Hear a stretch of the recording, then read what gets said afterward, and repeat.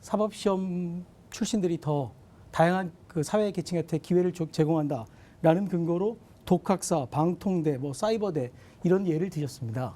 제가 통계를 하나 말씀드리겠습니다. 사법시험 독학사 학점은행이나 방송통신대나 사이버대나 평생교육원 출신으로서 사법시험을 합격한 사람은 20명입니다. 로스쿨에는 57명이 합격했습니다. 근데 더 중요한 게 있어요. 사법시험은 2002년부터 2014년까지 20명이 합격한 겁니다. 로스쿨은 2011년부터 15년까지 57명이 합격한 겁니다. 절대적으로 비교할 수가 없는 거죠. 우리 사회에 정말 소외된 계층에게 희망의 사다리를 놔주는 것은 정말 극소수가 합격하는 사법시험이 아니라 다양하게 제도적 장학제도라든지 제도적 보장으로서 사회적 소외자들에게 법조인이 될 기회를 제공해주는 로스쿨이 진정한 그러한 희망의 사다리 역할을 하고 있다고 말씀드리고 싶습니다.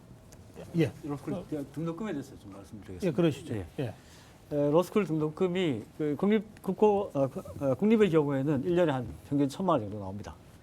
그리고 사립의 경우에는 1년에 한 2천만 원 정도 되죠. 그런데 로스쿨의 등록금으로 들어오는 돈의 38% 정도를 장학금으로 학생들에게 되돌려줍니다. 그러니까 실질적인 등록금은 평균 해서 한 900만 원 정도 되고요. 1년에요? 예. 예. 그리고 국립대의 경우에는 400만 원 정도 됩니다. 그렇기 때문에 그런데 이 수치는 그 의학전문대학원 실질적인 등록금의 70% 정도의 아까 인천대 경우 예를 드시면서 이 등록금이 1년에 210만 원. 1년에 210만 한 학기에 원입니까? 210만 한 원입니다. 학교에. 예. 그게 인천대가 국립대입니까? 예, 국립대. 그러면 1년에 400만 원이네요. 예. 지금 국립대 로스쿨도 1년에 한 400만 원 된다고 말씀하셨는데 실질적인 그럼 그 등록금이 큰 차이가 없는 것 같은데? 400만 원 지금 더 그 됩니다. 말씀이신가요? 그러니까 가장 낮은 경우가 그렇다는 겁니다. 이건 통계에서 나온 겁니다. 잠깐만요. 이게 좀 논의를 좀 정리하면서 가야 될 것 예, 같아서 제가 이렇게 좀 정리를 일단 하겠습니다.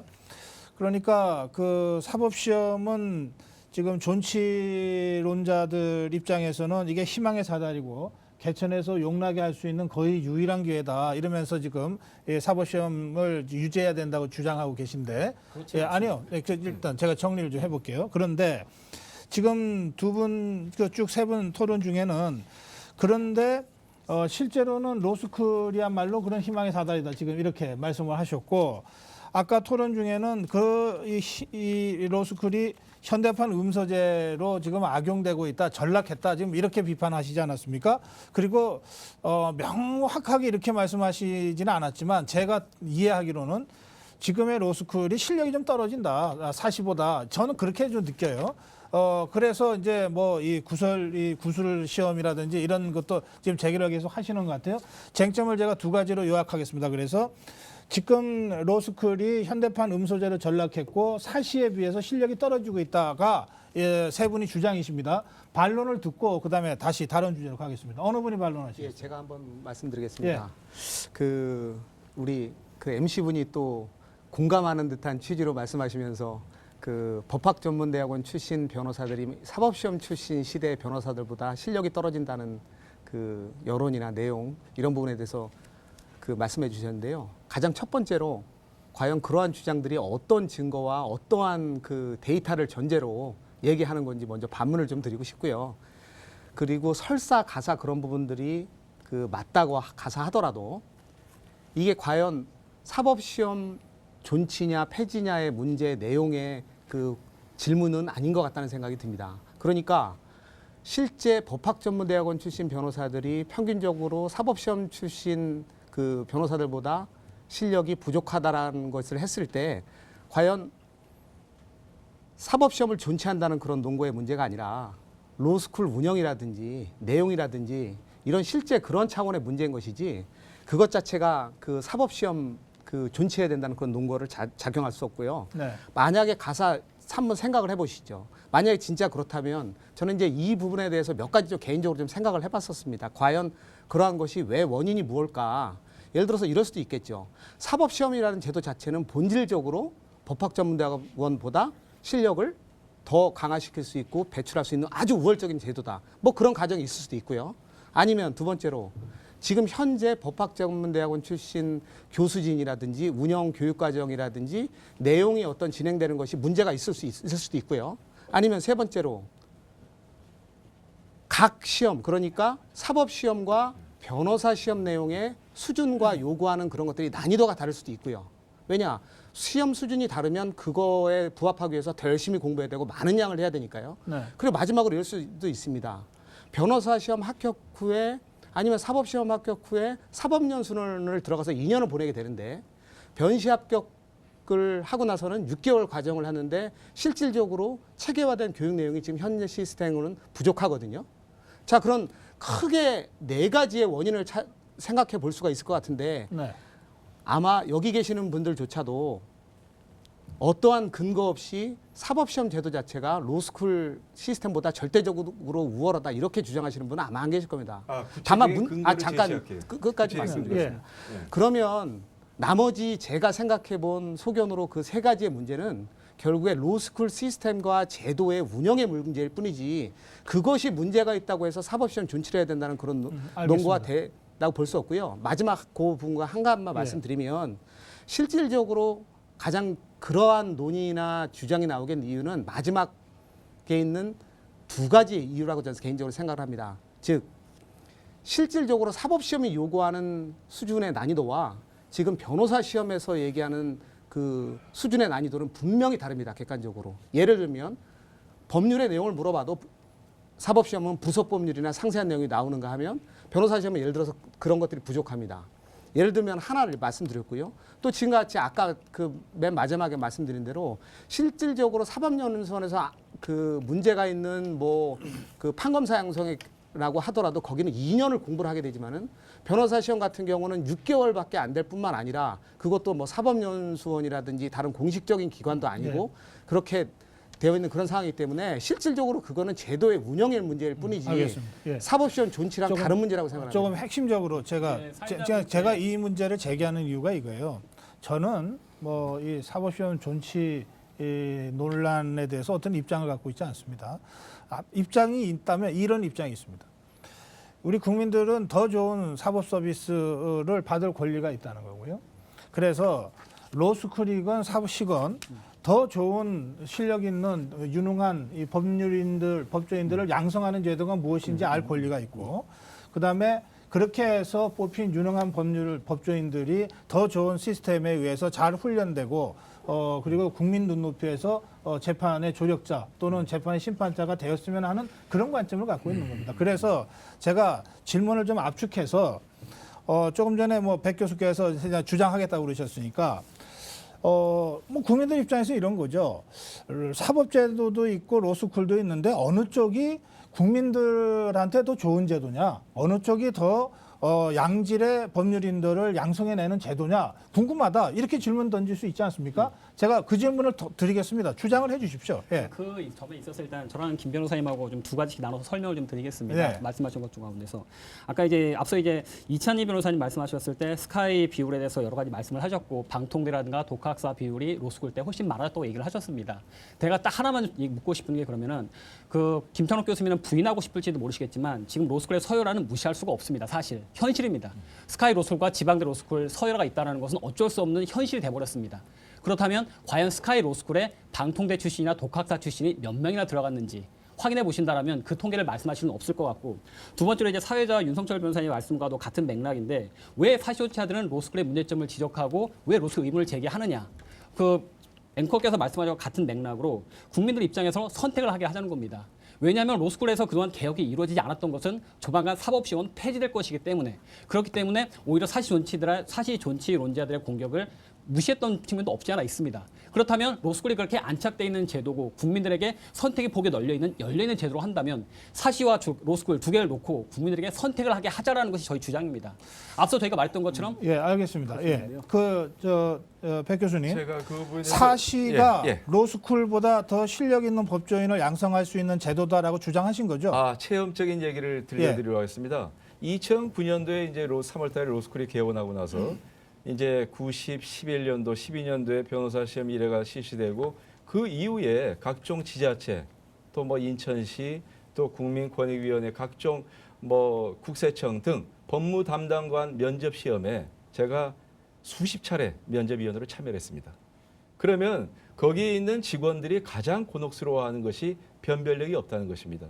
2007년도에 법률구조공단이 7급 공무원 법무 담당관을 뽑기 위해서 수많은 지원자 중에서 시험을 봤는데 로스쿨 출신 변호사를 다 떨어졌습니다. 그래서 사법시험 출신이 합격했습니다. 제가 구체적으로 지적하면 국민권익위원회 법무담당관 뽑는 시험에서는 사법시험 출신 합격자가 사법시험 출신이 담당관으로 되었는데요. 많은 직원들이 하는 얘기는 로스쿨 출신 변호사들은 변별력이 없다는 겁니다. 왜냐하면 다양한 전공을 가지고 3년 안에 법학의 기본 이론과 실무를 익히려 하니 법학을 전공한 4년 법학을 공부하고 3년 공부하는 법학도에 비해서 비법학도의 경우는 굉장히 어려움이 있다는 알겠습니다. 거죠. 반론- 그래서 구체적으로 시험을 주관식 시험을 보고 구술 시험을 봤는데요. 결국은 로스쿨 출신 변호사들이 대거 낙방을 했습니다. 그중에 한 명이 저한테 뭐라고 얘기하냐면 지금 예비 변호사로 있다. 지금 사시 출신 변호사 밑에서 100만 원의 봉급을 받고 지금 사환의 역할을 하고 있다. 저는 지금 다른 대학에서 다른 전공으로 변호사가 됐는데 제가 취업을 할 수 있겠습니까? 면접이 끝나고 복도에서 오히려 저한테 물었습니다. 그런 현상에 대해서 어떻게 답하시겠습니까? 반론하시겠습니다. 예. 자, 로스쿨 소외가 정점이 아니니까 생각하겠습니다. 있다고 하더라도 적어도 사실 시대보다는 완화가 됐습니다. 그다음 지금 실력을 말씀하셨는데요. 자, 실력이 뭐냐라는 걸 이야기해야 됩니다. 사법 시험의 경우에는 판사의 실력입니다. 그런데 로스쿨의 경우에는 변호사의 실력입니다. 그러니까 사법 시험의 경우에는 열심히 암기해서 시험을 치죠. 거기 합격하는 것으로서 자격이 주어집니다. 그런데 로스쿨의 경우에는 학생들이 다양한 지감과 지식을 가진 학생들이 와서 3년간 서로 어울리면서 다양한 방식으로 의사소통을 하고 그다음에 인격도 쌓고 하는 과정을 거쳐서 배출이 됩니다. 그래서 국민들에게 다가가는 변호사가 이제 나타나기 시작했다. 이렇게 네. 볼 수가 있습니다. 그러니까 실력을 문서 작성 능력을 실력으로 볼 거냐. 그건 과거의 기준이거든요. 지금 필요한 실력이 뭐냐라는 것. 지금 국민에게 진정으로 다가갈 수 있는 법률가를 양성하기 위해서 어떻게 해야 될 것이냐. 그냥 시험만 쳐서 합격시킬 것이냐. 아니면 과정을 통해서 다양한 과정을 통해서 그것을 길러줄 것이냐. 그것이 핵심입니다. 지금 시대가 요구하는 이 실력 있는 법조인 양성은 사실로는 안 된다 이런 주장임도 됩니까 그러면? 바로 그 때문에 예. 그게 가장 큰 이유입니다. 예. 40페이지의 가장 큰 이유입니다. 왜 사실로는 안 됩니까? 사실은 그 과정을 거치지 않죠. 그리고 사시 합격하기 위해서는 가급적이면 사회와 담을 쌓아야 되죠. 법률가는 사회에 대한 충분한 이해가 있어야 됩니다. 그런데 사실은 아주 어려운 시험이기 때문에 3% 합격률밖에 되지 않기 때문에 가급적이면 옛날에는 그러지 않았습니까? 절에 들어갔죠. 옛날에는. 그래서 사회의 관계를 깊이 하지 못하는 과정에서 암기 중심의 공부를 통해서 시험 합격이 중심이 되기 때문에 그렇습니다. 이 김창록 교수 설명을 들으면 사시라는 사법제도도 로스쿨이라는 사법제도도 다 법조인을 양성하는 제도이긴 한데 완전히 다른 제도군요. 그렇습니다. 예. 그리고 이 시험의 목표 자체가 다르다라고 지금 말씀하신 거예요. 그렇습니다. 반론이 있으십니까? 제가 예. 말씀드리겠습니다. 지금 뭐 시대가 요구하는 법조인상이 달라졌다라고 하는데 기본적으로 법이 바뀌었습니까? 재판하는 방식이 바뀌었습니까? 가장 기본적인 거는 법조인으로서 가져야 될 가장 기본적인 거는 법률 지식과 실력입니다. 3% 합격률의 사법시험 문제죠. 저도 뭐 여러 번 낭인 생활 거쳐서 최종적으로 합격해서 변호사하고 있습니다. 그렇지만 그 3%의 합격률이라는 그 낮은 합격률이 어느 정도의 질을 담보하는 그런 수단으로 작용하는 점도 분명히 있습니다. 제가 말씀드리는 것은 로스쿨 출신 변호사들이 전부 1,500명 정도 배출되는데 전부 실력 없고 변호사로서 자질이 없다. 그 얘기하는 게 아닙니다. 자격시험이라는 것은 가장 수준이 낮고 자질이 낮은 사람조차도 그 업무 영역에서 기본적인 역할을 해내는 그런 사람이 있을 때 그게 자격제도로서 의미가 있는 것입니다. 1,500명 배출되면 1,500등 정도 하는 사람이 변호사로서 원만하게 업무를 수행할 수 있을 정도의 교육 과정을 거쳐야 되는 거고요. 그런 점에서 착안해 보면 변호사 시험 합격률은 너무 높죠. 1회 변호사 시험 합격률은 87% 합격률이었습니다. 2회 75, 3회 67, 4회 61% 정도입니다. 법조인으로서 기본적인 자질, 능력을 가졌는지 판단하는 게 쉽지가 않죠. 그리고 김창록 교수님 말씀하시는 사법시험 제도나 사법연수원의 문제는 아마 교수님 그 연배에 사법시험을 합격하셨거나 연수원 다니신 분들을 상정하고 말씀하시는 것 같고요. 뭐 저희 선배님이신 이찬희 변호사님이나 윤성철 변호사님 나오셨지만 저분들이 사법연수원 다닐 때랑 또 제가 한 10년 정도 후에 다녔는데 그때랑 또 사법연수원 교육 내용은 많이 달라졌을 겁니다. 하나만 더 말씀드리면 결국 로스쿨의 장점이라는 것이 다양한 출신 학교 변호사들이 많아졌다. 안정적으로 짧은 기간에 확실하게 변호사 될 수 있다. 그거 장점입니다. 반면에 그만큼 변호사 되기가 쉬워졌다는 얘기죠. 3% 합격률의 사법시험을 통과한 사람과 60%에서 80% 정도의 높은 합격률의 변호사 시험을 통과한 사람, 예. 그리고 전보다 훨씬 쉽게 변호사가 된 사람, 능력의 차이가 날 수밖에 없습니다. 그거 알겠습니다. 자체를 부인하는 것은 그 사실을 한쪽 눈을 감는다는 것이죠. 알겠습니다. 예. 제가 답변 드리겠습니다. 우리 김 변호사님 본인의 경험을 직접 비춰서 말씀하신 것 같은데 우리 법조인의 능력의 차이가 어디서 비롯되느냐, 로스쿨을 나와서 능력이 떨어지냐, 사법시험을 나와서 능력이 떨어지느냐, 그런 기준은 없습니다. 제가 직접 로스쿨 출신 변호사님들의 실무 수습도 해보고 사법연수원생들의 실무 수습도 해봤는데 차이가 없습니다.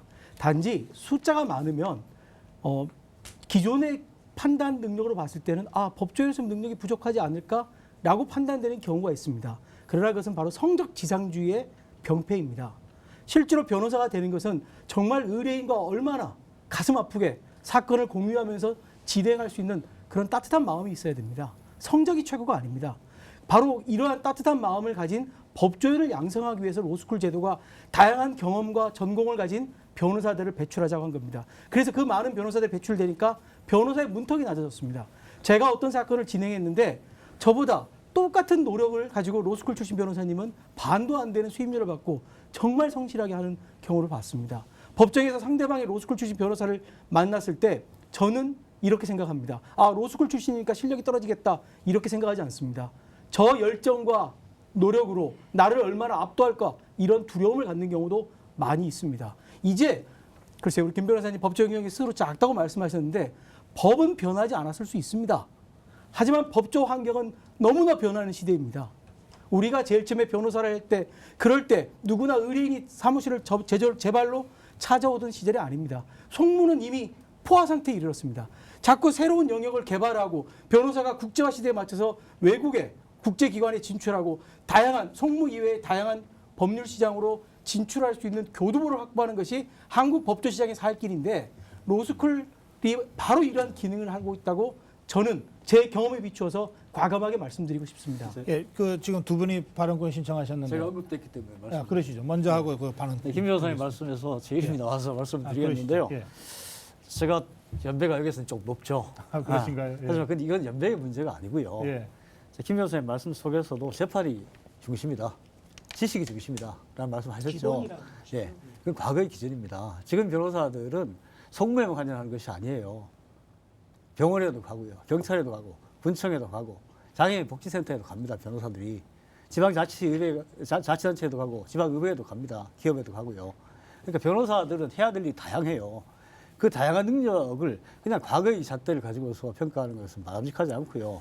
저는 지금 잣대에 따르면 로스쿨 출신들이 훨씬 능력이 높다고 생각을 합니다. 그다음에 또 하나요. 숫자가 늘어나면 질이 떨어진다. 이거 귀에 딱지가 않도록 오랫동안 들었던 거거든요. 네. 숫자가 늘어나면 그냥 숫자가 늘리면 질이 떨어질 수 있습니다. 하지만 체계적인 교육을 시키면 숫자가 늘어나도 오히려 질이 늘어날 수가 있고요. 그다음에 숫자가 늘어나면 줄어드는 게 있죠. 특권입니다. 그건 항상 그렇죠. 그 숫자가 늘어나고 이게 경쟁으로 가면은 그 질이 더 높아질 수도 있고요. 그런 면에서는 숫자가 적지만 이게 다막 구조로 가면 오히려 같이 망하는 수도 있고, 아까 사법시험의 부정적 측면을 그런 차원에서 이제 동기 문화 이런 걸로 지금 말씀하신 게 있습니다. 어쨌든 두 분의 말씀 들었는데, 예, 변함은 변호사. 김창록 교수님 말씀하신 것 중에 숫자가 늘어나게 되면 질이 올라간다는 말은 어폐가 있습니다. 왜냐하면 숫자가 늘어나게 되면 결국 자본의 힘에 휘둘리게 됩니다. 어떤 의미냐면은 숫자를 늘리게 되면은 결국에는 누가 더 홍보를 많이 하느냐, 누가 더 광고를 많이 하느냐 좌우되게 됩니다. 왜냐하면은 사실상 지금 네이버에다 이혼이라는 키워드를 검색하게 되면은 상단에 노출되는 변호사님들이 있습니다. 그 이혼이라는 키워드를 검색해서 들어갈 때마다 네이버 측에 15,000원을 지급하게 됩니다. 광고료가 그런가요? 상당히 셉니다. 아하. 이혼이 제일 비싸다고 합니다. 예. 그러면은 어떤 변호사님 같은 경우에는 광고료만으로 상당한 수입을 올리시는 변호사님이 있습니다. 광고에서 상당한 사건을 수임을 하는 거죠. 근데 그분에 대한 전문성은 없습니다. 그분 사무실을 보면 유명합니다. 변호사끼리는 다 아는데 그 사무실은 변호사가 광고를 통해서 사건 엄청 많이 수임하고 사무장을 통해서 사건을 찍어내고 어선을 통해서 법정에 가고 사건 케어 전혀 안 하고 국민들에게 혼란이 갑니다. 그래서 국민들은 저 사람이 광고를 많이 하고 TV 많이 나오니까 실력 있는 변호사로 알게 됩니다. 수요가 많게 되는 경우에는 결국 자본의 힘에 좌우될 수밖에 없습니다. 두 번째로 변호사들이 많은 곳에 간다고 하셨었는데 김찬욱 교수님의 제자들 같은 경우에 뭐 병원이라든가 여러 군데 많이 가실 겁니다. 근데 그 사람들이 가고 싶어서 가는 게 아닙니다. 네, 그렇습니다. 대부분 변호사들은 송무를 하고 싶지만 송무를 갈 영역이 없으니까 가야 되는 겁니다. 선후관계가 바뀌었습니다. 그분들이 변호사서 나의 새로운 영역을 찾아야겠다, 개척하겠다가 아니라 나는 정말 송무를 하고 싶은데 시장이 없고 사건도 없고 갈 수가 없으니까 갈 수밖에 없다는 제 거거든요. 제자들한테 확인하셨어요? 확인했죠. 로스쿨 변호사들이 저희들 얘기를 하니까요. 자, 로스쿨 변호사들은 보십시오. 송무를 하고 싶어합니다. 그런 사내 식의 변호사보다. 개인의 경험을 가지고서 제 제자들까지도 자기가 원하지 않아서 그 직장을 갈 수밖에 없었다. 이런 식으로 말씀하셔도 되는 겁니까? 설문조사 결과가 있습니다. 변호사들이 제일 하고 싶은 것이 무엇이냐? 송무 변호사를 하고 싶다. 이거는 토론 방식은 너무 거칩니다. 자, 알겠습니다. 그 자, 부분에 예. 대해서 제가 잠깐만요. 예, 지금 예. 아까부터 저 예, 아니 근데 변호사가 저 그쪽에 기회를 갖다 연속으로 주시고 우리는 한 사람 얘기하면 저쪽으로 자꾸 가고 지금 어떻게 그러시는 것 같아요 지금. 지금 저는 지금 말할 기회를 상당히 양보하고 있습니다. 우리 예, 고맙습니다. 예, 예. 소정 변호사님들이 말씀할 수 있는 기회를 많이 드리고 있어서 예, 예. 저는 이미 뭐 언론에 인터뷰도 많이 했고 진영애 변호사의 파워피플에서도 저의 사시존치론하고 여러 가지 법학교육 정성화 방안에서 많이 얘기를 했기 때문에 네. 말씀을 아끼고 있는데 알겠습니다. 예. 해도 지금 지나치게 예민하게 뭐 개인적인 경험을 아까 이찬희 변호사가 얘기하러 체험적인 얘기를 제가 한 겁니다. 제가 여기 특정 단체나 특정 변호사를 얘기할 필요가 없죠. 알겠습니다. 노무현 예. 대통령을 얘기하는 것도 노무현 대통령의 그 마음과 국민을 위한 법조 발전에 대한 애정을 알고 있기 때문에 얘기하는 거고요. 한 가지 3%에 대해서만 얘기하겠습니다. 저도 수십 년 전, 37년 전이 되겠습니다만 사법시험을 3번 봤습니다. 지금 3%라고 그러는데요. 김태환 변호사 몇 번 봤는지 모르겠는데 자기가 응시한 횟수에 4회나 5회를 곱해야죠. 그럼 10% 이상의 확률이 됩니다. 연예인 낭인도 있습니다. 앵커 낭인도 있을 거고요. 예? 기자 낭인도 있을 거고요. 왜 유독 사법시험 낭인만 그렇게 강조하십니까? 사법시험은 과거 조선시대의 과거시험 같은 공정한 제도입니다. 과거에 음서제도가 고려 중기, 조선 초기까지 있었습니다만 사관이나 사원바와 같은 법조 권력을 가진 데는 음서제도가 통하지 않았습니다. 그러나 우리 지금 로스쿨 제도는 법조 전반에 대해서 모든 지금 음서제로 악용이 되고 있다는 사실을 한번 말씀드리고 싶고요. 그다음 국민들의 가장 충격을 받은 사건은 국립대의 총장의 딸, 또 어느 유력 야당 국회의원의 딸이 입학시험, 변호사 시험 합격이 되기 전에 유력 로펌과 유력 대기업의 특채가 되었는데 변호사 시험에 낙방했었죠. 국민들이 크게 실망을 했습니다. 그런 사례들이 속출하는 이유가 뭡니까?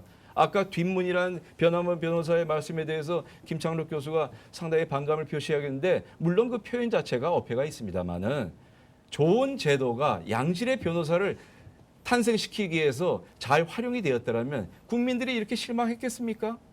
국민들의 눈높이에 맞춰서 좀 예, 생각을 해주시면 알겠습니다. 고맙겠습니다. 사회자의 진행에 대해서 문제를 제기하시면서 발언을 하셔서 기회뿐만 아니라 잠깐만요. 시간도 좀 제한을 예. 똑같이 해야 되는 거 아니에요? 예, 저 방송 끝난 다음에 이 발언 시간을 나중에 확인해 네. 보셔도 좋습니다. 제 나름대로는 균형 잡아서 공정하게 지금 진행하고 있습니다. 자, 지금 제가 원래 도대체 어느 제도가 이 국민한테 더 서비스 잘하는 유능한 법조인을 뽑는 제도냐라고 제가 질문을 드렸고 양쪽 다 사시다, 로스쿨이다 이렇게 주장을 해주셨어요. 다음으로 제가 좀 던지고 싶은 질문이 지금 백 교수께서 제기하신 문제입니다. 로스쿨이 어쨌든 지금은 로스쿨이 주요한 이 법조인 양성 제도고 이 현행 이 법에 따르면 2017년에는 이제 사시가 없어지게 돼 있지 않습니까? 그런데 이 로스쿨이 현대판 음소제로 전락했다고 지금 이 사시 존치론을 주장하시는 분들이 지속적으로 문제 제기하셨어요. 그래서 과연 로스쿨이 현대판 음소제로 전락했느냐? 라고 하는 주제를 제가 던지려고 했는데 문제 제기를 해 주신 겁니다. 자, 이 부분에 대해서 반론을 좀 펴주시죠. 예, 그 어느 제가 분이 좀- 하시겠습니까? 예, 제가 예. 저기 간단하게 좀 그 아까 사전에서 말씀드린 아까 그 주제에 대해서 잠깐 먼저 조금 정리를 좀 하고 넘어가고자 합니다. 그러니까 우리 변환봉 변호사님이 아까 그 말씀하신 뭐 네이버에 뭐 광고 얘기하면서 그런 그 사실을 말씀하셨는데 그런 거는 사실 사실 사법시험 존치의 어떤 문제라든지 이런 그 주제 내용과 관련해서 보면 그 주제를 좀 벗어난 그 예가 아닌가 이런 생각이 개인적으로 들고요. 가장 중요한 거는 저기 기존의 법학전문대학원 출신들 지금 양상되는 변호사들이 실력이 없다라는 고면과 관련해서 예전에 했었던 문서 작성 능력이나 법정의 어떤 그런 능력들이 간과할 수 없는 중요한 능력이라고 저는 개인적으로 생각을 합니다. 또한 김창록 교수님 말씀하신 것처럼 그 사회적인 어떤 그런 그 스킬이나 아니면은 그 봉사활동이나 이런 사람을 이해할 수 있는 능력 이런 것도 굉장히 중요한 능력이라고 생각하고요. 문제는 그런 것을 과연 치유할 수 없는 현재 법학전문대학원에서 그런 문제라는 거에 대해서 저는 다시 한번 문제 제기를 하고 싶고요. 예. 저는 그거에 대한 가장 큰 문제가 지금 현재 변호사 시험에 요구하는 수준의 문제라고 생각을 합니다.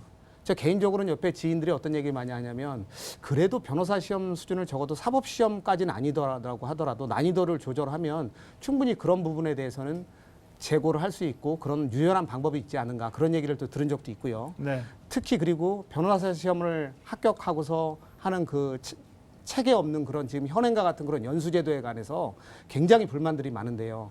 그런 것과 관련해서 국가적 사회적으로 고민을 한다 그러면 아까 말한 질이 일부 다를 수 있다는 그런 문제는 제도적 운영의 면에서 보완하면서 충분히 개선할 수 있는 문제라고 생각을 합니다. 알겠습니다. 제가 드린 질문에 대해서는 좀 어느 예, 분이 제가 하시겠습니까? 답변을 하겠습니다. 네, 문제를 제기했기 때문에 음서제 지금, 논란에 예. 대해서 지금 우리 윤 변호사님이 다른 주제를 말씀하셔서 제가 음서제에 네. 대해서 말씀드리겠습니다. 음서제라고 하는 것은 뽑을 때 부정이 있어야 됩니다. 지금 로스쿨 입학에서 부정을 있습니까? 저는 로스쿨 면접시험위원회를 들어가 보니까 누가 응시자에 대한 인적 내용이 하나도 제공되지 않습니다. 오로지 그 자리에서 처음 본 사람과 1대1로 묻고 답하는 그것으로 선발합니다. 누군지 알 수가 없습니다. 그다음에 변호사 시험, 아까 백 교수님 말씀하셨죠. 국립대 총장 딸이 변호사 시험 떨어졌다. 바로 공정하기 때문에 떨어진 겁니다. 만약 거기에 음서제가 있었으면 변호사 시험에 합격했어야죠. 바로 그런 필터링 기능을 한다는 것이 변호사 시험이 공정하게 운영되고 있다는 증거입니다. 반론하셨는데, 예. 음서제 또 다른 반론이 있습니까? 반론에 대한 반론. 아니 뭐 예, 그러면 김 교수 말씀 김 교수님. 예. 예. 이제 음서제는 상당히 어마어마한 단어 아닙니까? 로스쿨에 음서제가 있다. 일반적으로 많이 이야기되는 것인데요. 지금 몇 가지 사례가 보도가 됐습니다. 그런데 그것이 로스쿨 때문입니까? 그것은 뽑는 측에서 거기에서 일정한 영향을 미쳤다 하더라도 그쪽의 이야기 아닙니까? 그리고 음서제라는 것이 만약 있다고 한다면 그게 만일 이 법률가와 관련해서만 존재하는 것입니까? 음서제 나쁜 겁니다. 그죠? 없애야죠. 없애야죠. 없애야 합니다만 로스쿨에 음서제가 있다라고 하는 이것은 지나치게 거창한 이야기다. 몇 가지 사례를 가지고서 지나치게 부풀리고 있다라는 인상을 짚을 수가 없습니다. 제 반론이 있으십니까? 사회자분께 저 두 분 말씀하신 것 저희도 한 분씩은 말씀할 기회를 부탁을 드리도록 하겠습니다. 제가 먼저 예, 간략하게 기회를 말씀을 드렸는데 예. 안 하시겠다 그래서 할 수 없어요. 예, 같이 듣고 이제 기분을 하겠습니다. 듣고 합니다. 하겠다는 겁니다. 예, 예. 예. 그 음서제론을 말씀하셨었는데 과거에 이제 사법시험을 비판하는 것이 사법시험의 카르텔, 기득권 유지를 많이 말씀하셨습니다.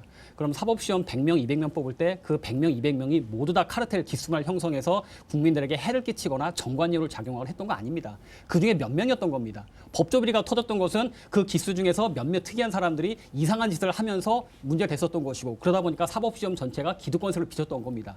사법시험 과거에 몇몇 사람이 있다 하더라도 저희는 사법시험의 기득권, 카르텔 문화 인정합니다. 뒤로 물러섭니다.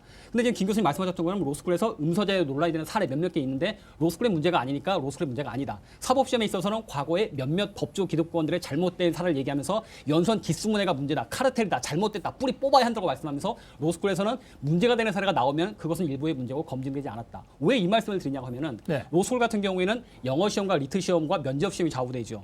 그런데 서울대 연고대 로스쿨, 한양대 로스쿨, 서울에 따라서 영어 점수와 리트 점수가 거의 같습니다.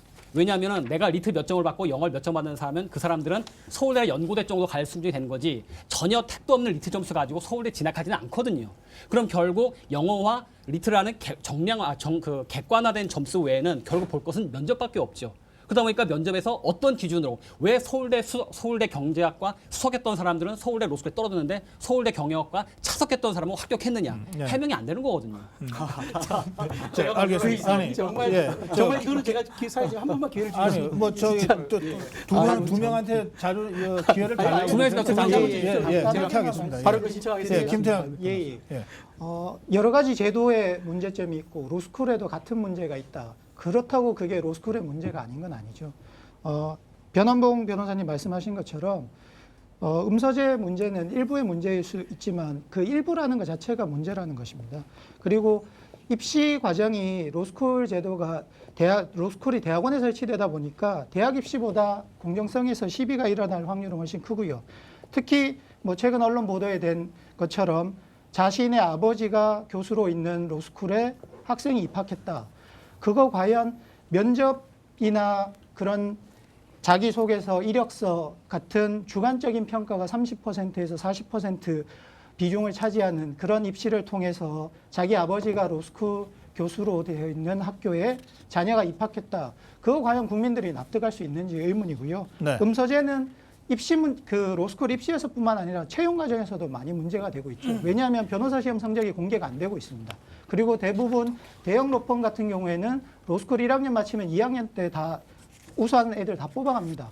교육을 통해서 변호사를 양성하겠다라고 했는데 그러려면 적어도 3년간 그 사람이 어떤 교육을 받고 어떻게 변호사로 성장했는지 확인 과정이 필요한데 예. 중간에 채용을 한다는 거죠. 그건 과연 그렇다면 그것은 그 사람이 갖고 있는 그 변호사로서의 자질보다는 배경이나 외부적인 요인이 작용할 수 있는 가능성이 훨씬 높다라는 것이죠. 그것이 음서제다 이런 말씀이죠? 그렇죠. 아까 저쪽에 세 명이 있습니다. 저도 저까지 해야 됩니다. 저희 아니, 세 분이 다 반론 하셨죠? 듣고 재반론하시면 안 될까요? 예, 세 분이 다 했기 심판의 때문에 제가 공정성을 얘기 꼭 해야 믿고 되겠습니다. 하시죠. 저는 지금 아까 그 제가 주제에서 말씀을 세 분이 다 드리겠습니다. 하셨어요. 제가 김 사회를 창조 보시면 안 변호사님. 됐습니까? 그냥 앞에서. 사유를 좀 따라주시죠. 예.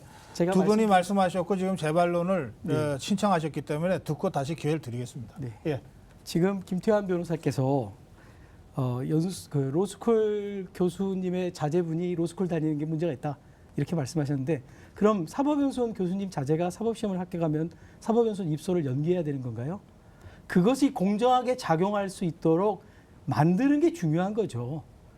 법조인 자식이 법조인이 되고 로스쿨 교수 자식이 로스쿨에 입학해서 로스쿨생이 되고 이거 전부 다 가능한 겁니다. 공정성을 확보할 수 있는 장치가 마련되면 되는 거고요. 그다음 아까 변환봉 변호사께서 서울대 무슨 과 수석은 떨어지고 무슨 과 차석은 합격하는데 그게 문제가 아니냐? 그게 바로 로스쿨의 면접 시험의 장점입니다. 상대방에 대한 아무런 제가 아까 말씀드렸잖아요. 상대방에 대한 응시자에 대한 아무런 정보가 제공되지 않은 상태에서 뽑기 때문에 저 사람이 수석을 했는지 차석을 했는지 알 수가 없어요. 그 자리에서 면접을 하고 이 사람이 정말 법학적인 소양이 있는지 여부를 테스팅한 다음에 점수를 매깁니다. 이름도 몰라요. 이름을 알아요. 성적을 몰라요. 학부를 몰라요. 얼굴만 보고 하는 겁니다. 알겠습니다. 그게 왜 공정하지 않다고 하십니까? 예.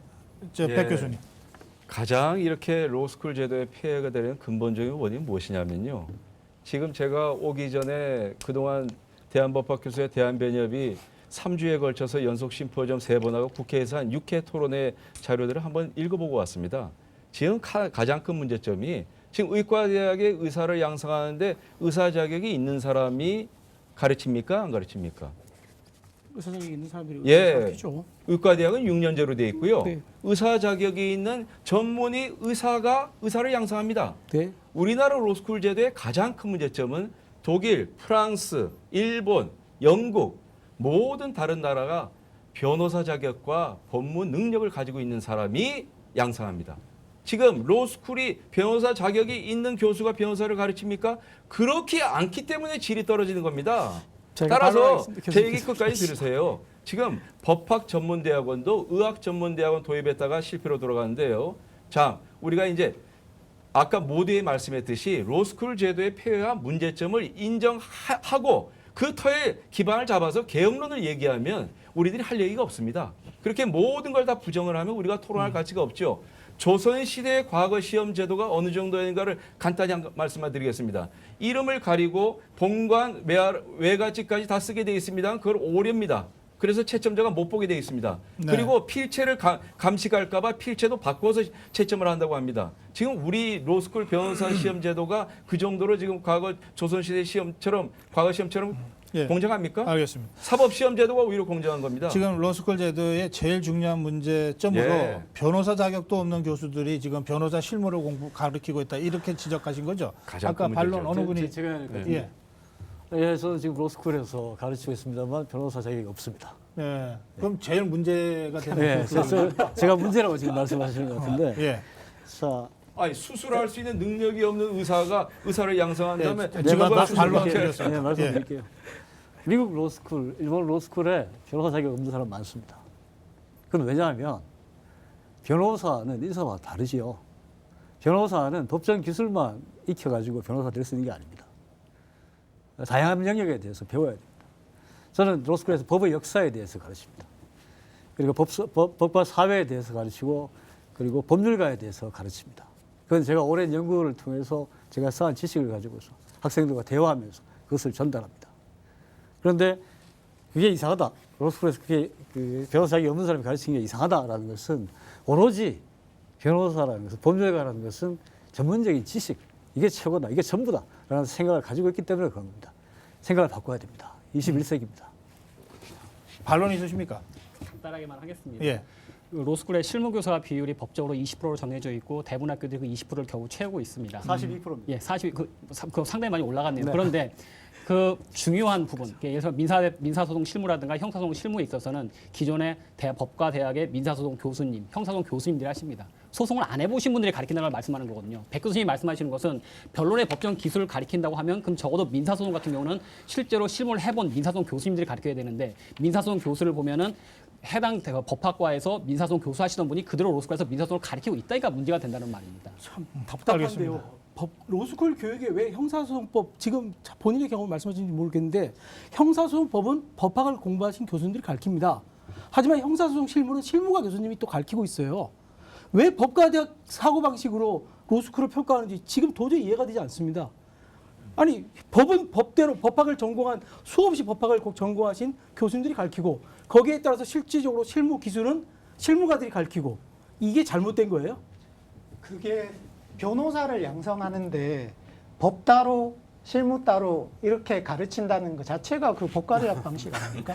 아니 그럼 사법연수원은 어떻습니까? 사법연수원은 법 법에 대한 공부하는 사람들 실무 가르치잖아요. 그래 법에 대한 기본적인 지식을 확립한 다음에 연수원 가서 실무 과정을 거치는 그걸 거지 하나 않습니까? 사법연수원에서 이미 법부적 소양을 가진 사람은 실무를 가르치나 로스쿨에서 실무하고 법학식을 같이 가르치는 게 뭐가 다릅니까? 뭐가 문제가 있습니까? 다르죠. 그게 이론 따로 실무 따로 그렇게 교육이 되면 그게 제대로 된 실무 교육이 아니 그러면 되는 이론적으로 건가요? 부족한 실무가가 이론도 가르치는 게 맞습니까? 이론적으로 부족한 실무가 이론을 누가 가르칩니까? 아니 법학 교수님마다 저는 이론적으로 부족해요. 저도 로스쿨에서 강의하고 하지만 예. 교수님마다 부족합니다. 법학 지식은. 예. 그런 법학에 대한 이론은 교수님이 그거를 전공으로 한 전문가인 교수님이 가르치고 대신 교수님 모르는 실무는 제가 가르치는 게 그게 잘못된 제도예요? 그게 아니라 그렇게 그 제대로 된 법조인을 양성하려면 그게 제대로 된 법조인을 양성하는 이론을 방법이죠. 제대로 알고 있는 실무가가 가르쳐야 된다는 아니 거죠. 그런 실무가가 전체를 다 커버할 수 있으면 예. 가능하겠지만 아직까지 우리 로스쿨은 그 정도가 아니니까 알겠습니다. 정말 전공한 교수님하고 실무하고 나눠서 역할을 분담하는 게 사법연수원과 로스쿨의 이 교육 방식에도 글쎄요, 뭐 저는 이 법을 잘 몰라서 그런지 이게 무슨 차이인지 잘 모르겠는데 굉장히 중요한 차이라고 지금 토론을 하셨고요.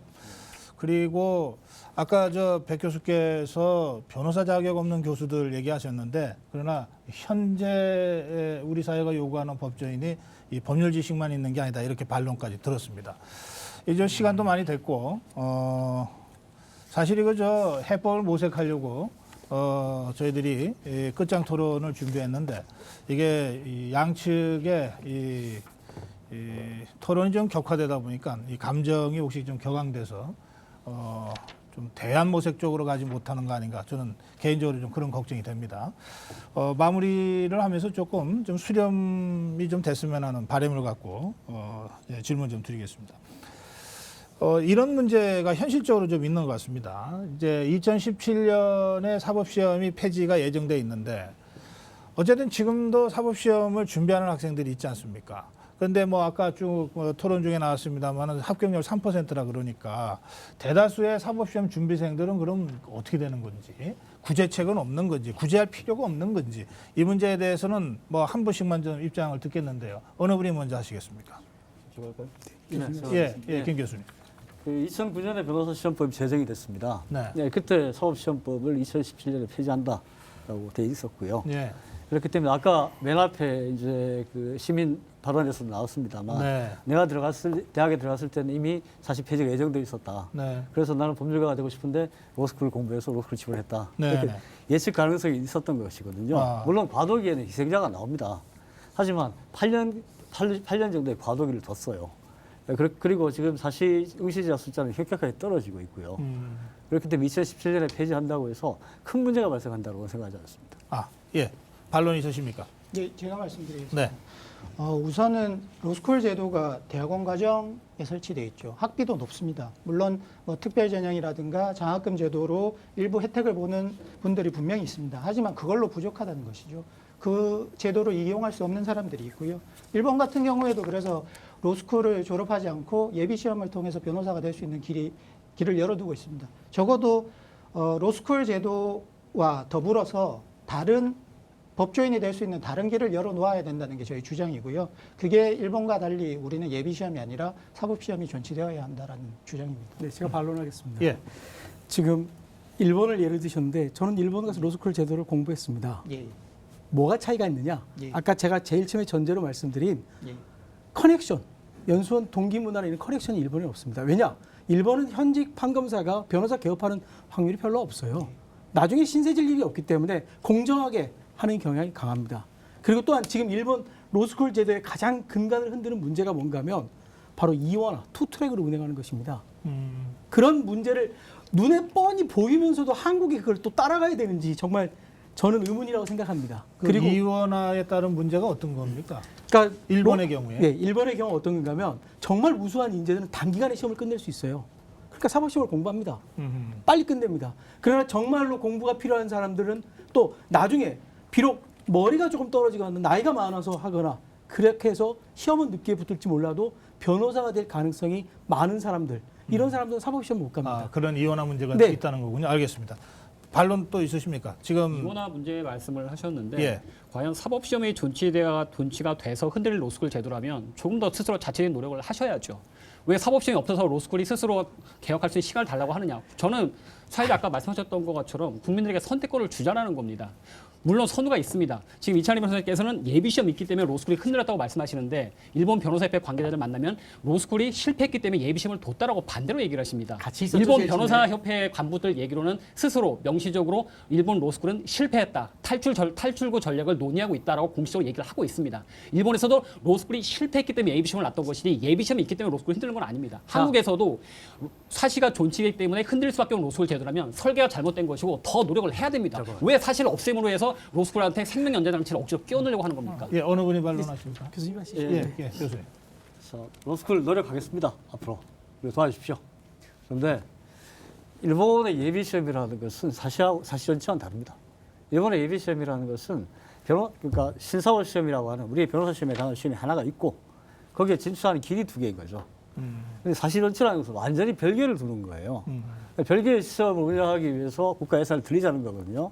별개의 시험을 유지하기 위해서 지금 폐지 절차를 받고 있는 사법연수원을 유지하자는 거거든요. 네. 그 제도를 도입하게 되면 지금 로스쿨만이 아니고 법률가 양성지대 전체가 불필요한 논란, 여러 가지 문제를 발생시키게 합니다. 정책적으로 발전하지 않고요. 무엇보다도 사실 정치론자들이 주장하는 논거예요. 설득력이 없어요. 설득력이. 희망의 사다리요? 아니라는 게 밝혀졌지 않습니까? 그렇죠? 자, 로스쿨 문제. 로스쿨이 문제가 있으면 로스쿨을 바꿔야죠. 로스쿨 개선해야죠. 로스쿨에 문제가 있으니까 사실 조치시키자라는 것은 논리적인 비약입니다. 예, 잠깐만요. 이제 김창일 교수께서 일본과 우리는 다르다고 하시면서 우리의 사법시험 존치가 될 경우에 사법시험과 로스쿨 제도는 완전히 다른 이 사법 충원 체계고 일본 경우에 그 예. 예비 시험은 예. 하나의 그 법률과 양성의 두 개의 길이다. 이게 예. 다른 시스템이 아니다. 예. 이렇게 다르다고 말씀하셨잖아요. 예, 제가 동의하십니까? 예. 제가 말씀드리는 것은 일본의 예비 시험이 우리나라 사법 시험하고 똑같다라는 말씀을 드리는 게 아닙니다.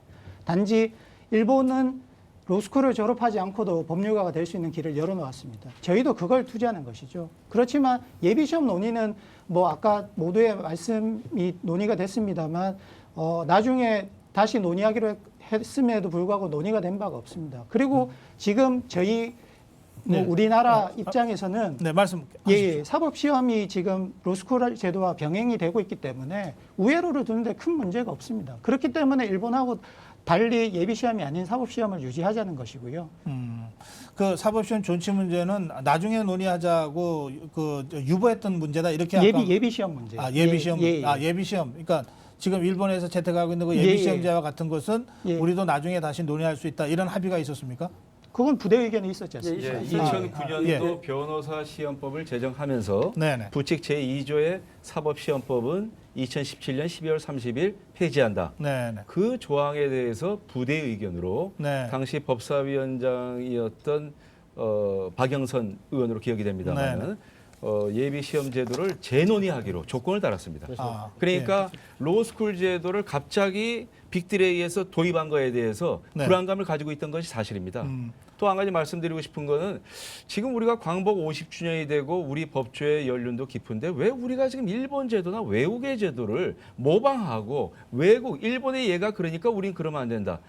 참 자괴감을 느낍니다. 우리 알겠습니다. 법조인 양성제도의 독창성과 독자성을 회복하는 길은 사회적 약자와 소외계층을 위해서 작은 오솔길이라도 두는 사법시험 제도를 인원을 제한을 해서 두고 국민들이 아까 우리 사회자께서 말씀하신 대로 양질의 변호사를 로스쿨 출신 변호사와 사회주의 변호사 선택하면 되는 겁니다. 그 좀 전에 설명하시면서 이제 그 재론하기로 했다고 부대 의견에 달았던 달았습니다. 그 예비 시험이요? 예, 예비 시험 그게 제도죠. 어떤 겁니까? 자, 그 제가- 지금의 사시하고 같은 겁니까? 다른 겁니까? 저쪽에 2013년에 재론됐습니다. 박영선 의원이 2013년에 3번에 걸친 예비시험 토론을 열었어요. 그리고 예비시험 법안도 국회에 지금 제출해 놨습니다. 지금 계류돼 있습니까? 예, 그렇습니다. 그런데 예비시험이라는 건 맨 앞에서 말씀드렸듯이 사법시험하고 완전히 다릅니다. 예비시험이라는 것은 변호사 시험을 칠 수 있는 응시 자격을 주는 것이고요. 사법시험이라는 것은 완전히 다른 시험입니다. 그런데 2013년에 논의하기로 한 것은 예비시험이에요. 사실 폐지는 2009년에 명확하게 합의가 됐고요. 재론하기로 한 적도 없습니다. 그런데 지금 예비시험 논의를 하기로 한 2013년에 슬그머니 사실존치 논의가 기어든 겁니다. 예비 시험과 사실은 완전히 다르다라고 지금 말씀하시네요. 2013년도에 예비 시험 법안을 박영선이 발의했죠. 상정된 게 지난 10월 20일입니다. 2년이 훨씬 지난 시점입니다. 사실존치 관련 법안도 마찬가지입니다. 국회의원들이 직무유기란 거죠.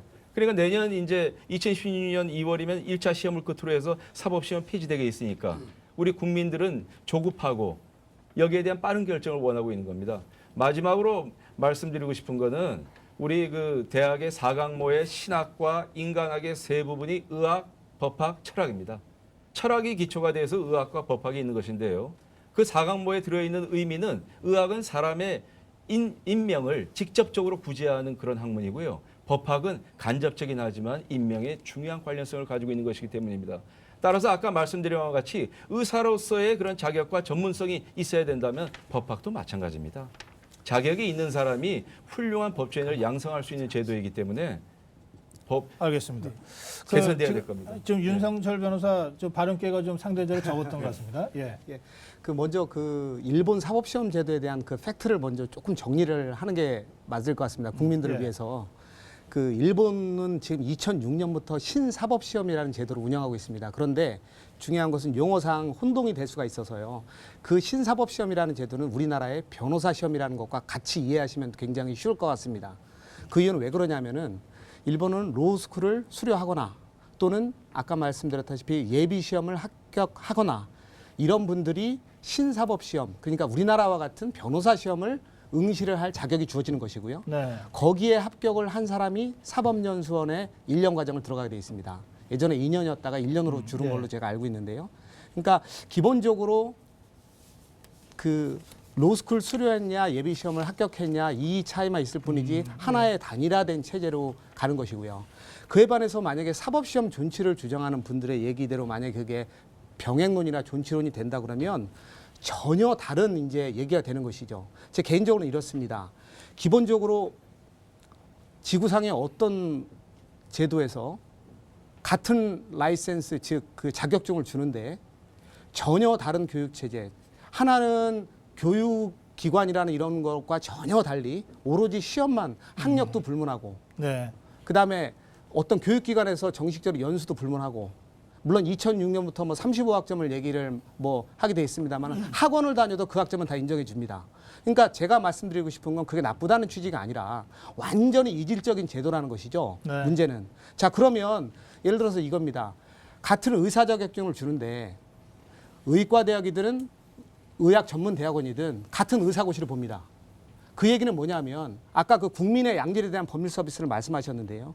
적어도 어떠한 정도의 수준에 대해서 변호사를 자격증을 줄 것이냐는 운영과 사회적 결단의 문제라고 생각을 합니다. 중요한 것은 네. 그것이 하나여야 된다는 얘기죠. 어떤 것은 굉장히 그 많은 난이도를 요구하고 네. 어떤 것은 제한된 사람끼리의 알겠습니다. 예. 학교이고 이거는 옳지 않습니다. 사회적으로. 좀 이 사실관계를 좀 확인해 볼게요. 그러니까 사법시험의 시험 주관 부처라 그럽니까? 주체가 법무부입니까? 법무부입니다. 그리고 지금 로스쿨을 운영하는 것은 뭐 교육부입니까? 그러면 각 대학이고 자원부가 하고 그다음에 변호사 시험은 법무부가 법무부에서 그러면은 시험을 주관하는 건 어쨌든 한 기관에서 하는 거네요.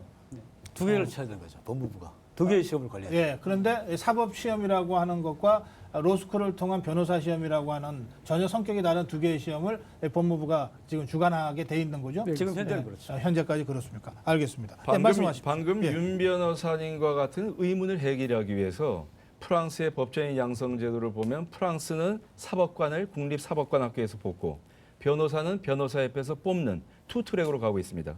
그래서 사법관 학교에서는 공무원이기 때문에 급여도 지급이 되고 구체적인 사법관의 업무를 익히게 되는 것이죠. 원초적으로 사법관과 변호인의 업무는 구분돼야 됩니다. 그렇기 때문에 프랑스의 경우에는 법조 유착이 없고 아까 얘기한 그런 사법 비리 끼리끼리 문화의 동기 문화도 없는 것이죠. 지금 따라서 말씀하시는 사법관이 판사입니까? 판검사를 말합니다. 판검사. 판검사를 그리고 말하고요. 변호사는 따로. 예, 직권을 변호사 말씀드리면, 시험은 예. 변호협회에서 따로 보고 변호사협회에서 연수를 주장하고 거기에 대해서 예. 지금 사법연수원이 왜 지금 로스쿨생들에게 어떤 지원을 해야 되냐 교육을 해야 되냐 이런 문제도 생기지 않습니다. 사실관계가 다릅니까? 사실관계만 예.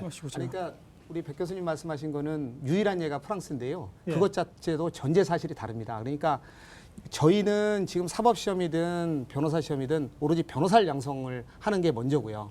그 다음 차원에서의 지금 경력직 그 법관 예를 들면 그렇게 지금 바뀌었는데요. 2015년부터 지금 프랑스 얘기는 그게 아니라 아예 변호사와 그 판사 판검사? 예. 양성하는 기관 자체가 다른 것이고요. 아. 저희는 그걸 얘기하는 것이 아니라 변호사를 양성하는 것 자체를 전제로 얘기하는 겁니다. 그러니까 전제 사실이 다르다고 하는 점을 제가 말씀드리고 싶어요. 보완해서 알겠습니다. 말씀드리겠습니다. 예. 보완하신다고요? 예. 지금 그럼 백 교수님 말씀대로 하시면 사법시험은 판검사 임용시험으로만 기능을 해야 된다는 말씀이십니까? 아니 그런 프랑스의 대안도 우리가 그건 고려해 전혀 볼 수 제도와 있다. 다른 고려해 외국 볼 수 제도를 있다 이런 한국에다 얘기지. 억지로 그 제도를 접목시키는 지금 그대로 문제가 있다고 접목시키자 생각합니다. 그런 예. 얘기는 아닙니다. 예, 뭐 그렇게 네. 말씀하신 거니까 하나의 방법론이고 예, 넘어가겠습니다. 자, 그런데 아까 저 김창룡 교수 말씀 중에 사법시험 어차피 2017년으로 폐지 예정돼 있어서 실제로 응시자들이 줄고 있다고 그러셨잖아요. 네. 어느 정도 줄었습니까? 지금 혹시 원래 자료 7,000 갖고 있는 분 예, 계십니까? 원래 7,400명까지 준 걸로 알고 있습니다. 그러면 상당히 많이 줄고 있는 예, 거네요. 대략 3만 명이 지원을 하다가 예. 지금 선발 인원이 계속 줄었죠. 그런데 그다음에, 예. 아까 말씀 중에 그런데 이 사법시험과 로스쿨을 병행해서 말하자면 사법시험을 존치시킬 경우에는 병행하는 거 아닙니까? 로스쿨을 없애자고 주장하시는 건 아니니까. 그렇죠. 예. 그럼 병행할 경우에 이것을 관리하는 이 국가적 부담이나 사회적 비용이 굉장히 클 수 있다가 언뜻 그런 말씀하시는 네, 것 같은데 그렇습니다. 그건 어떤 말씀이십니까? 그러니까 시험을 두 개를 쳐야 되는 것이죠. 예. 시험 한 번 실시할 때 수십억이 드는 걸로 알고 있고요. 네, 네. 그다음에 사법시험을 남겨두게 되면 사법연수원도 남겨둬야 되겠죠. 그런데 사법연수원 1년에 200명씩 입수한다고 치면 연간 들어가는 인건비만 143억이라는 추산이 있습니다. 그걸 유지해야 되는 것 아닙니까? 지금까지 폐지 절차를 밟고 있는 근데 예컨대 사법시험을 통해 선발 인원이 더 늘어나게 되면 그 비용이 훨씬 더 늘어나겠죠. 그런데 그렇게 되면 자, 사법연수원에 입사한 사람에게는 왜 국가가 지원을 하고 로스쿨에 들어간 사람은 왜 국가가 지원을 안 하냐라는 문제도 생길 수가 있고요.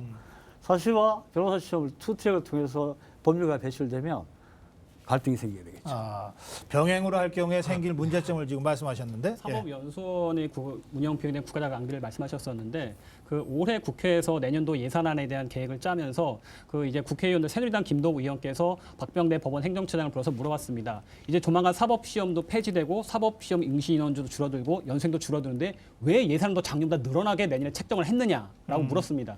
그러니까 박병대 법원 행정처에서 말씀하시기를 로스쿨에서 실무 교육이 제대로 이루어지지 않고 있다 보니까 워딩 그대로입니다. 모욕하는 것이 아니라 로스쿨에서 실무 교육이 제대로 이루어지지 않다 보니까 사법연수원에서 전국 각지의 로스쿨에 교수를 파견할 수밖에 없다. 그렇기 때문에 이미 사법 연수생 숫자는 줄어들고 있지만 사법 연수원 예산은 이렇게 유지가 될 수밖에 없다라고 말했습니다.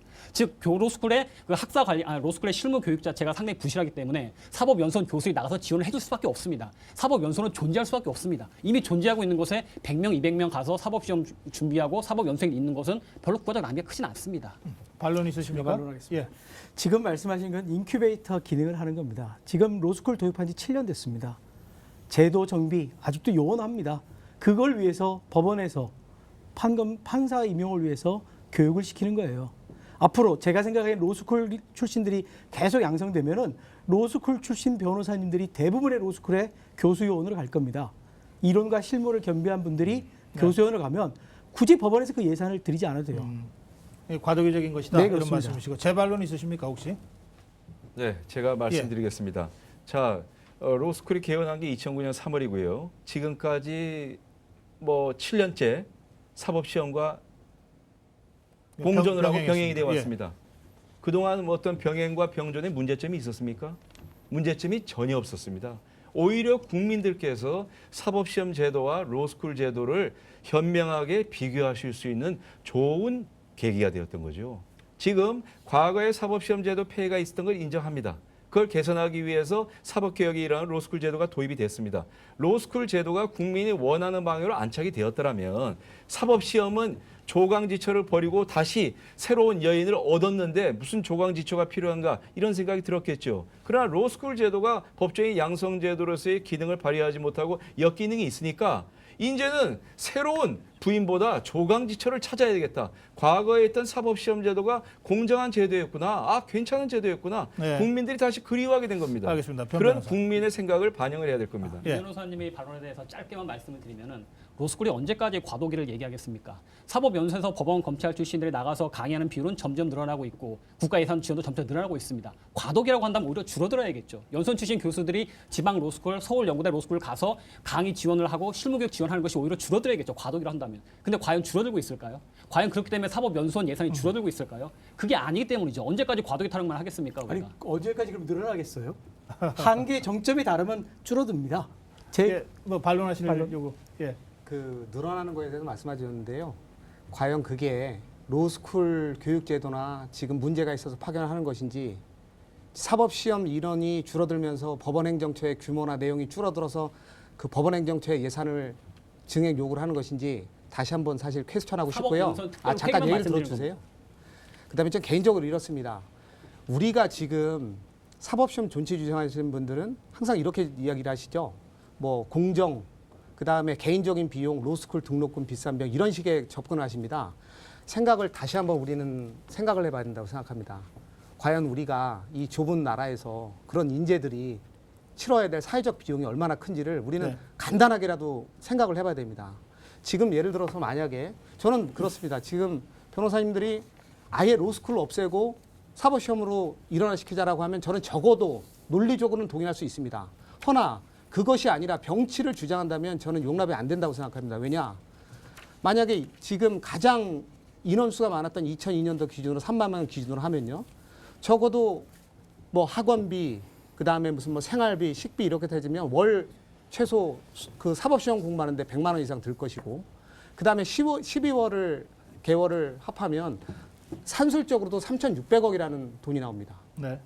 그런데 알겠습니다. 로스쿨 관련해서 그 저기 아까 뭐 등록금 지원금 이런 걸 다 뺀다고 하더라도 2천만 원을 계산해서 1년 학비에도 400억 원밖에 안 나옵니다. 병행할 그런데 경우에, 예. 중요한 건 이런 개인적인 단순한 비용을 비용도 크지만은 제가 얘기하고 싶은 건 이런 비용이 아닙니다. 그러한 국가적인 고급 인력들이 5년, 10년 합격할지 모르는 3%밖에 안 되는 상태에서 국가적으로는 그 기회비용에 대한 건 누가 책임질 거냐는 걸 제가 알겠습니다. 얘기하고 자, 싶습니다. 예. 이 병행할 경우에 사회적 국가적 비용 부담이 크다고 하는 말씀을 다시 말씀하셨는데 제 마음 같아서는 뭐 끝장 볼 때까지 토론하고 싶습니다만 이 생방송 이 끝장 토론이 이제 마무리를 해야 될 때가 됐습니다. 이미 저희가 예정한 시간을 20분 이상 넘기고 있습니다. 그래서 오늘 뭐 치열한 토론을 통해서 로스쿨제와 사시 또 사시 존치론이라고 하는 것이 어떤 문제의식을 가지고 있는 것인지에 대해서 시청자들께서 충분히 좀 이해하셨으리라고 제가 기대하면서 마무리하겠는데요. 사시 존폐 논란 어쨌든 뭐 여러분들께서 이렇게 좀 해결하자라고 제시할 어떤 해법을 좀 제시해 주시는 걸로 오늘 시간 마무리했으면 좋겠습니다. 글쎄 이거 어떻게 할까요? 팽팽한 토론을 했는데 제가 순서대로 이렇게 그 기회를 드릴 테니까요. 각자 한 1분 내외에서 이 논란, 뭐 논란 자체는 하여튼 해결이 돼야 될 테니까 이 논란을 이렇게 좀 해결하자고 제안을 해주시는 걸로 그렇게 정리를 했으면 좋겠습니다. 저 맨 바깥에 앉아 계신 대한변호사협회 김태환 변호사 주장해 주시죠. 예. 로스쿨 제도만으로는 변호사가 될 수 있는 기회를 얻지 못하는 사람들이 있습니다. 그래서 저희가 그분들을 위해서 사법시험 존치를 하자고 주장하는 거고요. 그리고 지금 국회에 상정된 법안에 따르면 응시 자격을 5회로 제한하고 있기 때문에 예전과 같은 낭임 문제도 발생하지 않습니다. 사법시험이 적어도 존치될 수가 없다면 로스쿨을 통하지 않는 다른 변호사가 될 수 있는 길은 열어주는 것이 국민들을 위해서 바람직하다고 생각합니다. 예, 고맙습니다. 법무법인 정진애 윤성철 변호사. 예. 예. 지금까지 그 사법시험 존치를 주장하는 분들의 많은 얘기를 들어봤습니다. 특히 뭐 사회적 배려자라든지 아니면 사회적으로 경제적으로 어려운 분들 이런 거에 대한 구제책이나 내용 이런 부분들은 지금 현실적으로 어쨌든 그 앞에서 로스쿨 지금 현행 제도에서도 많은 내용이 있다는 걸 알아봤고요. 네. 제가 얘기하고 싶은 건 이렇습니다. 사법시험 병행이나 존치를 주장하는 분들의 얘기는 결국엔 다 로스쿨 운영의 문제를 지금 꼬집으면서 존치를 해야 된다는 주장입니다. 그러나 지금 같은 자격증을 주는데 그러한 폐해라든지 내용 부분에 대해서는 이미 제가 말씀을 드렸고요. 아까 사회적 비용에 대해서도 분명히 말씀드렸습니다.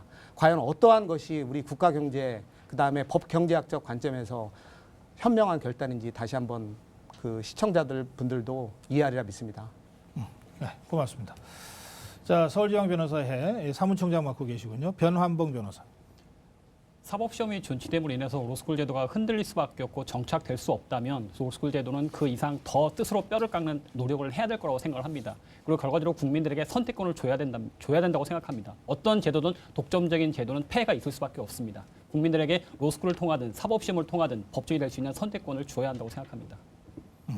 선택권을 국민한테 줘야 된다. 예, 법무법인 정율 이찬희 변호사. 네. 지금 로스쿨을 흔드는 원인이 바로 사법시험에 있습니다. 그렇기 때문에 사법시험은 폐지되어야 되고요. 신뢰적인 측면에서 보더라도 로스쿨이 폐지되겠다고 7년 전부터 예고했는데 지금에 와서 때를 쓰듯이 기득권을 보장해달라는 그런 측을 보호해야 될지 아니면 로스쿨이 법조인 제도 양성의 기관이라고 생각해서 로스쿨을 수료한 6천 명의 변호사와 로스쿨에 재학 중인 6천 명의 재학생 이 12,000명의 신뢰를 보호하는 것이 더 중요한지 국민 여러분들께서 현명하게 선택하실 거라고 믿어 의심치 않습니다. 예, 백원기 교수님 한 말씀 하시죠. 결국 법률 소비자는 국민입니다. 국민 여러분께서는 법조인 양성제도의 출구가 다양화되는 것을 원하시고 있는 것으로 여론조사 결과 나왔습니다. 법률 소비자가 양질의 변호사를 선택하고 좋은 법조인을 선택하는 건 또 국민의 권리이기도 하고요. 지금 사시 존치 논란이 야기된 것은 로스쿨 제도가 제대로 안착이 되고 국민이 원하는 양질의 변호사를 만들고 또 제대로 학사 운영이 되고 국민들이 보시기에 공정하고 기회를 주고 국민에게 희망을 주는 제도였다면 사법시험을 다시 되살리자는 이러한 논의는 없었을 겁니다. 차제에 로스쿨 협의회와 로스쿨을 옹호하는 법조인들은 로스쿨 개혁안에 대한 청사진을 국민들에게 제시하고 사법시험의 폐지를 주장해 주시길 바랍니다. 마지막으로 현재 여당 국회의원 5인이 발의한 5개 법률안이 국회 법제사법위원회 제1소위원회에 상정이 되어 있습니다. 그래서 전체 회의를 28일 날 했고요. 11월 18일 국민의 여론을 수렴하자는 의미에서 공청회를 갖기로 했습니다. 네. 따라서 그 공청회에서 양쪽의 존치론과 폐지론의 그런 논의들이 공평하게 논의가 돼서 국민들이 올바른 판단하실 수 있도록 특히 지금 여당 국회의원은 법안 통과에 찬성을 하고 있습니다만 야당 국회의원 중에서도 일부 국회의원들이 반대를 하고 있습니다. 따라서 국민들의 목소리에 기울이시고 이 법안을 잘 심사해서 본회의에 상정을 해서 본회의에 통과될 수 있도록 해주시길 간곡히 부탁드리겠습니다. 예, 지금 마지막에 말씀하신 부분 그 법률안 그게 네. 어떤 내용입니까? 예, 여당 국회의원 5명이 발의한 그 법률안은 예. 변호사 시험법 부칙 제2조를 예. 개정하는 법률안이 되겠죠. 그래서 사법시험을 존치하는 사법시험을 존치시키자. 예, 그리고 아까 김태환 변호사가 말씀하신 대로 사법시험의 응시 횟수를 네. 사법시험 폐해를 제거하기 위해서 5회로 제한하는 규정을 넣었습니다. 아, 그것을 그리고 이제 개정하는 로스쿨 출신 변호사, 로스쿨 출신으로서 변호사 시험에 불합격한 사람도 네. 경우에 따라서는 사법 시험을 볼 수 있는 그런 융통적인 그런 세부적인 조항들도 담고 있습니다. 또한 어제 예. 여당 의원뿐만 아니라 야당 국회 새정치국민연합 조경태 의원이 사법 시험 존치를 유지하기 위한 관련 법안을 어제 발의를 했습니다. 예. 아직 상정이 안 됐습니다만은 야당 국회의원의 이러한 법안도 상정이 돼서 같이 논의가 되었으면 좋겠습니다. 알겠습니다. 예, 예, 김창록 교수. 예, 사법시험은 과거에 일정한 역할을 한 것은 맞습니다. 하지만 새로운 시대에 맞지 않는 제도입니다. 그래서 사회적, 국가적 합의에 따라서 폐지하기로 결정한 것입니다. 그 결정을 바꿔야 될 뚜렷한 이유가 없습니다. 사실 전체를 주장하는 분들 여러 가지 주장을 합니다만 사법시험 문제가 있다는 건 다 인정하지 않습니까? 그런데 그 문제 해결책은 전혀 제시되지 않고 있습니다. 경제적 약자를 위한 희망의 사다리요. 로스쿨을 통해서 훨씬 더 많은 경제적 약자들이 법률가로 배출되고 있다는 사실 확인됐습니다. 두 개의 전혀 다른 제도를 유지하자고요. 그렇게 되면 불필요한 혼란이 생깁니다. 국가적 낭비를 초래할 수밖에 없습니다. 국가 정책이나 법률이라는 것은 일관성, 예측 가능성, 신뢰성이 있어야 됩니다. 지금 이 정책과 법률을 바꿔야 될 특단의 사유가 없습니다. 그렇다면 법률대로 실시를 하는 것이 맞습니다. 사법시험은 2017년에 폐지되는 것이 맞다고 봅니다. 예, 고맙습니다. 제가 토론을 잘 마무리하려고 이렇게 1분 남짓 6분의 말씀을 들었는데 말씀을 들으면서 이거는 좀 추가로 꼭 좀 설명을 드려야 되겠다 싶은 부분이 두 대목이 생겨서 좀 양해를 구하고 제가 질문 좀 드리겠습니다. 이찬희 변호사가 아까 말씀하시면서 이거 이제 와서 기독권 보장해달라는 주장이다. 뭐 이렇게 표현하셨죠? 네. 이게 무슨 뜻입니까? 자, 제가 한 가지 자료를 보여드리겠습니다. 지금 서울지방변호사의 이사 명단입니다. 제가 이거 정당하게 구입한 거니까 뭐 또 저를 문서 유출로 고발하지는 않으시겠죠? 자, 사실 그 서울지방변호사회 전체 2만 명 변호사 중에 75% 이상을 차지하는 14,000명이 넘는 서울지방변호사 이사회 구성이 가장 높은 기수가 사법연수원 33기가 1명 있습니다. 그 밑으로 보면은 뭐 한두 명씩 있다가 39기 5명, 41기 1명, 41기 5명, 40기 42기 1명. 더더군다나 이제 법조 경력 차 2년 차인 43기가 2명 있습니다. 고시부터 시작해가지고 변호사 시험까지 이 많은 변호사 중에 겨우 특정 기수, 회장과 집행부와 밀접한 특정 기수가 변호사회 집행부를 장악하고 있습니다. 전체 변호사 의사와 다른 이렇게 사시 존치 논란으로 무의미한 시간을 보내는 그 노력을 낭비하는 것이 안타깝습니다. 지금 아까 유사직역과 관련돼서 말씀하셨는데 유출된 문건에 의하면 유사직역을 동원해서 이의제의 전략으로 로스쿨을 압박하는 그런 국회의원 로비를 하자라는 것이 나와 있습니다. 청년 변호사들의 기득권, 이미 기득권자가 되어버린 청년 변호사들의 이기심을 위해서 이 사시존치 논란이 더 이상 악용되어서는 안 된다고 생각합니다. 알겠습니다. 이제 이찬희 변호사께 제가 추가 설명을 드렸더니 이거 토론을 지금부터 다시 시작해야 될 상황 될지도 모르겠는데 그렇게 제가 하고 싶지는 않습니다. 다만 서울지방변호사회의 그 문건 관련해서 지금 말씀하셨으니까 제가 서울지방변호사회 변함부영 변호사께 반론 기회는 드려야 되겠습니다. 그 정확하게 그 문건 유출은 대한변협과 관련된 것이었고 서울변협은 서울지방변호사에는 관련이 전혀 없는 것입니다. 그리고 이제 서울지방변호사의 그 기술을 말씀하셨던 거는 비상임 이사입니다. 이찬희 변호사님께서도 서울지방변호사의 회문을 아시겠지만 비상임 이사와 상임 이사는 전혀 다르죠. 상임 이사의 기술은 그것과 조금 다릅니다. 그리고 선거라는 과정에서 일단 그 서울지방 변호사의 절대적인 회원들이 집행부에게 힘을 실어준 겁니다. 이것이 맞다고 해준 겁니다. 선거를 통해서 검증된 것이지 이것을 어떻게 그렇게 폄하하는 것은 좀 바람직하지 않으신 것 같습니다. 상임이사 명단은 더 심각합니다. 제가 다 공개할까요? 하시죠. 네. 회장 36기, 부회장 중에 한 명 36기, 총무이사 지금 변 변호사님 36기, 나머지 부회장 한번 재무이사 36기, 그 다음에 사업이사, 제가 이제 아래 기수만 말하는 거예요. 사업이사 39기, 그 다음에 각 로펌에서 파견된 변호사님이나 법제 최고 전문가이기 때문에 법제이사란 이강수 변호사님은 17기, 공보이사 38기, 예. 인권이사 36기, 그쯤 하시면 대변인 될것 49기, 39기. 예. 이런 소수의 집행부, 이게 변호사의 전체 이익을 대변할 수 있겠습니까? 네, 다시 반론 드립니다. 말씀드렸듯이 총에서 추인이 된 것이고 선거 과정을 통해서 변호사들이 인정을 한 겁니다. 그리고 지난 집행부 때도 집행부 구성은 비슷했습니다. 만약 그렇게 일부 변호사들이 서울지방변호사를 장악해서 어린 변호사님께 바람직하지 않다고 했다면 두 번에 걸쳐서 절대적인 회원들이 서울지방변호사의 집행을 선택하지 않았을 것입니다. 그리고 아실지는 모르겠지만 이번 서울지방변호사의 김한규 회장이 얻은 득표는 과거 어느 집행보다 가장 높았고 표차도 가장 컸습니다.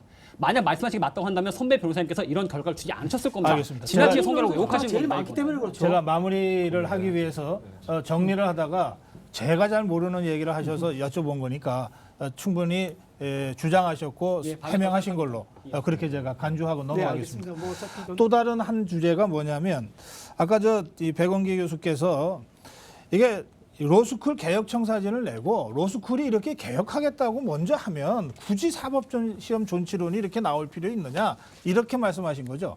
그러면 교수님이 생각하시는 로스쿨 개혁 청사진이 어떤 건지 좀 궁금해서 좀 짧게 좀 압축적으로 좀 설명을 해주시겠습니까? 예, 로스쿨의 문제점은 오늘 끝장 토론에서 많이 지적이 되었습니다. 일단 출입구가 명확해야 되니까 예. 로스쿨의 입학 과정이 투명해야 됩니다. 개인적인 체험을 아까 얘기하라고 하시면 로스쿨 원장 중에도 많은 지인들이 있고 저도 지금 대학에서 학생들 가르친 27년이 되었습니다. 로스쿨로 전환에 대해서 원장님들과 로스쿨 교수들의 업무가 논문을 쓰고 교육에 치중하기보다는 로스쿨 평가에 관련된 잡무가 너무 많습니다. 그리고 며칠 전에도 학회 이사회에서 만났습니다만 젊은 교수님들이 소통이 없다고 합니다. 예. 로스쿨 제도를 도입한 이후에 과거 법과대학에 의논하고 논의하고 즉 실무 교수와 이론 교수가 커리큘럼을 같이 짜고 밤새도록 이론과 실무를 접속하기 위해서 양질의 변호사를 탄생시키기 위한 그런 산고를 같이 해야 되는데 예. 그런 어떤 제도가 될 것 같고요. 네. 일단 다시 로스쿨 대학원 제도를 했으니까 학부 로스쿨로 돌아가자는 이런 제안은 극기하게 들릴 수도 있습니다. 그러니까 입학 과정이 투명해야 되고 출구가 투명해야 됩니다. 알겠습니다. 또한 변호사 시험 성적은 공개하라는 헌법재판의 결정이 있었으니까 변호사 시험의 순위와 석차와 모든 걸 공개해야 됩니다. 입구와 출구가 투명해야 되고 네. 석차와 시험 성적 이런 것들 예. 투명하게 공개해야 된다. 그게 로스쿨 개혁의 핵심이다. 이렇게 주장하셨는데 마지막으로 한 말씀 하시고 마무리해야 되겠습니다. 로스쿨 이제 출발선상에 있습니다. 상당히 많이 성과를 내렸습니다만 이미 냈습니다만 보다 노력해야 되는 거 맞습니다. 그런데 그 노력을 위한 제도적인 장치가 마련되어 있습니다. 그 제도적인 장치에 따라서 로스쿨들이 앞으로 노력을 할 것입니다. 최근에 법학전문대학원 협의회가 내놓은 개혁 방안 하나만 소개하겠습니다. 예. 지금 현재에도 로스쿨을 통해서 사회에 진출하는 경제적, 사회적 약자가 과거 사법시험 시대에 비해서 훨씬 더 많아졌습니다. 그걸 더 넓히기 위해서 네네. 야간 로스쿨, 통신 로스쿨도 만들어보자라고 하는 이야기가 지금 나와 있습니다. 그런 방향으로 노력을 하겠습니다. 알겠습니다. 예, 오늘 이 끝장 토론은 여기서 마무리해야 되겠습니다. 오늘 토론을 하다 보니까 지금 시행되고 있는 로스쿨 제도의 이 도입 이 목적부터 현재 나타나고 있는 여러 문제점까지도 좀 짚었고요. 또 그런가 하면은 2017년으로 폐지가 예정되어 있는 사법시험이 왜 폐지되는 걸로 결정이 났는지, 근데 왜 지금 존치되어야 된다고 주장하시는지, 이 존치론에 대한 주장도 충분히 여러분께 전달이 됐다고 믿습니다. 하여튼 뜨거운 논란거리인 만큼 오늘 토론도 아주 치열하고 뜨거웠습니다. 제가 공정하게 좀 진행하려고 노력했습니다만은 6분 토론자 모두가 그렇게 느끼셨는지 잘 모르겠고요. 그러나 시청자 여러분께서 판단하시리라고 믿습니다. 그리고 오늘 토론이 여러분들께 우리의 법조인 양성 체계, 과연 국민한테 가장 바람직한 법조인 양성 체계가 어떤 것이어야 되는지에 대해서 판단할 수 있는 밑자료가 됐으면 저희들은 끝장 토론 충분히 의미가 있다고 생각합니다. 오늘 토론 여기서 모두 마무리하겠습니다. 여러분 고맙습니다.